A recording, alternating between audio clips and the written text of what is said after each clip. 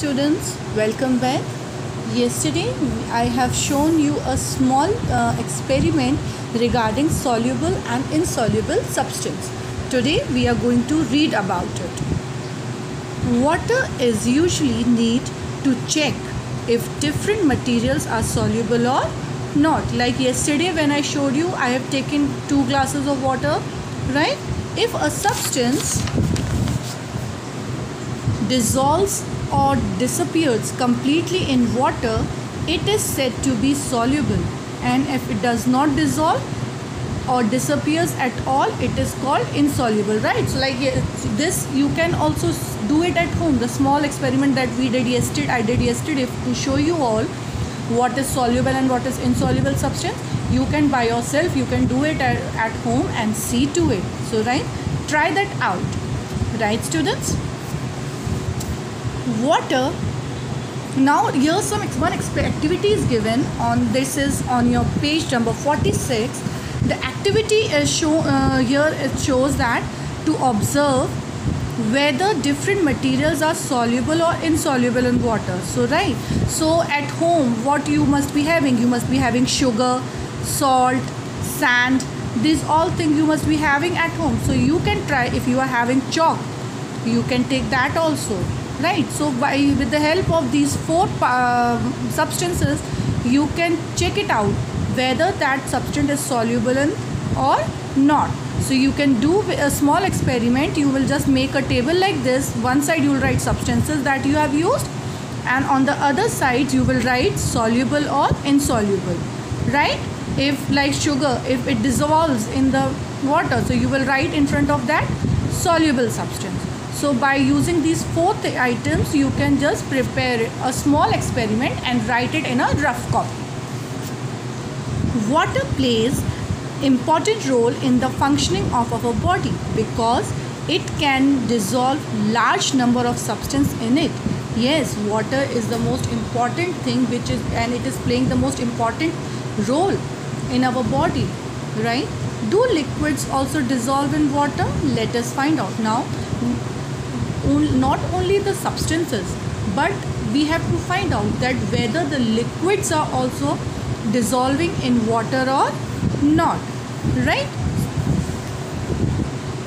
You will notice that some liquids get completely mixed with water while some do not mix with water properly to form a separate layer when kept aside for some time, right? Now not only the substances, even there are few liquids which do not get dissolved in water, and what they do, they just form a layer. Liquids which mix with each other are called miscible liquids, right? The liquids which mix with each other, they are called miscible liquids, while liquids that do not mix with each other are called immiscible liquids, right? Now like if you see here, yes, like yesterday I have shown you, salt dissolves in water. Chalk powder, if you will take a chalk powder, when you in a glass you will put a chalk powder in the water and you will stir it. After some time you will see that chalk powder has settled down, it has not mixed with it. So chalk powder is insoluble substance.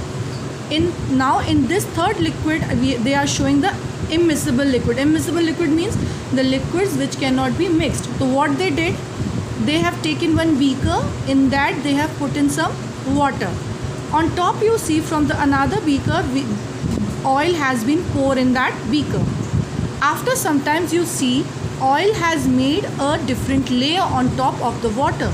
It has not got immersed in it, it has not got mixed with water. So oil is an immiscible liquid.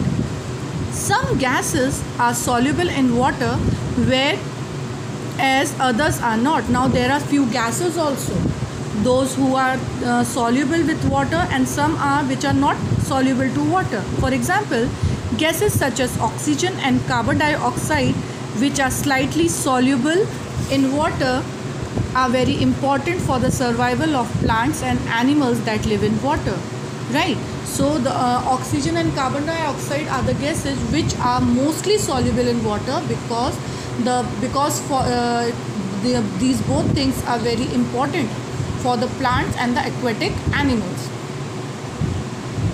Some gases such as nitrogen are however not soluble in water, and the gas that is nitrogen which is not soluble in water.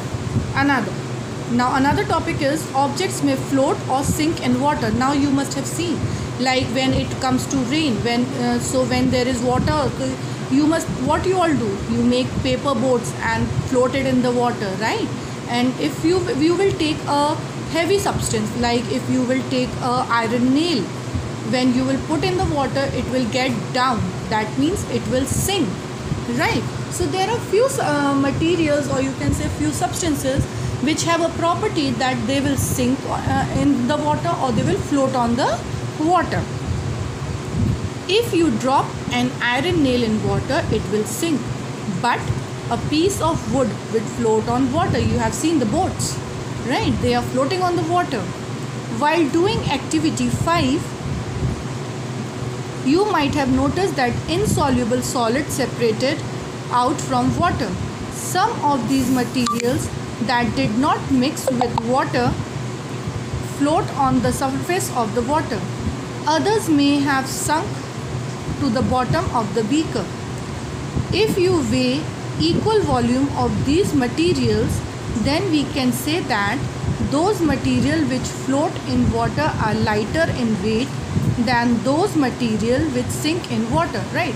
Now what will happen, we will take few materials, like if you can see in the picture, right? They have taken few material substances and they have put in the beaker where the water has been filled. So what happens is, some materials get sunk up in the water and others were floating on the water. When we will weigh means weight karna inka, what is the weight, how heavy the substance is.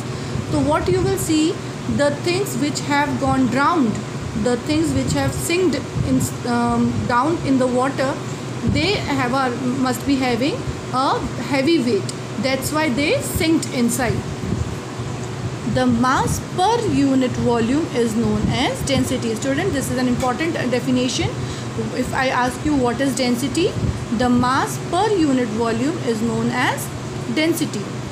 A substance which is denser than water will sink in water, and the substance which is less denser than water will float in water, right? Today students, I am ending over here. Tomorrow again I will be coming back with a new property, that is transparency. Till then, stay safe.